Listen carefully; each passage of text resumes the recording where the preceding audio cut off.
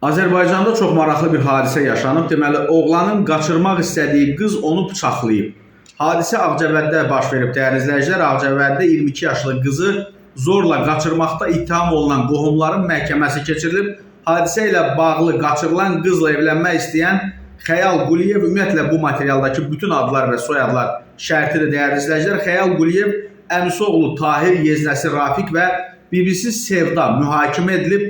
Mühakimə zamanı bibidən başqa qohumların hamısı həbsdə olub. Cinayət işi materiallarında bildirilib ki, kəndlərdən birinin sakini 24 yaşlı Xəyal qonşu kənddə yaşayan Mədinə ilə evlənmək istəsə də nə qız, nə də ailəsi buna razılıq verməyib. Buna baxmayaraq o fikrindən dönməyib və sevdiyi qızı qaçırmaq qərarına gəlib.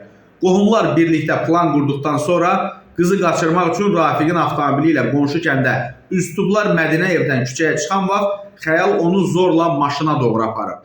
Ən maraqlısı budur ki, Mədinə özünü qorumaq üçün üstündə bıçaq gəzdirilmiş. Xəyal onu maşına doğru aparmaq istəyəndə qız bıçağı qəfil çıxarıb ona xəsarət yetirib. Oğlan yüngül xəsarət alsa da qızı qaçırmaq fikrindən daşınmayıb və qohumlarının köməyi ilə istəyinə nail olub. Hadisədən biraz keçəndən sonra Mədinənin valideynləri polisə şikayət edib, qızlarının qaçırıldığını bildiriblər. Məlumat daxil olandan qısa müddət sonra polis əməkdaşları qaçırılan qızı Xəyalın qohumunun evində tapıblar. Mədinə ailəsinə təhvil verilib, bibi istisna olmaqla onu qaçıranların hamısı həbs edilib və qızı qaçıran dəstənin işinə Lənkəran Ağır Cinayətlər Məhkəməsində baxılıb.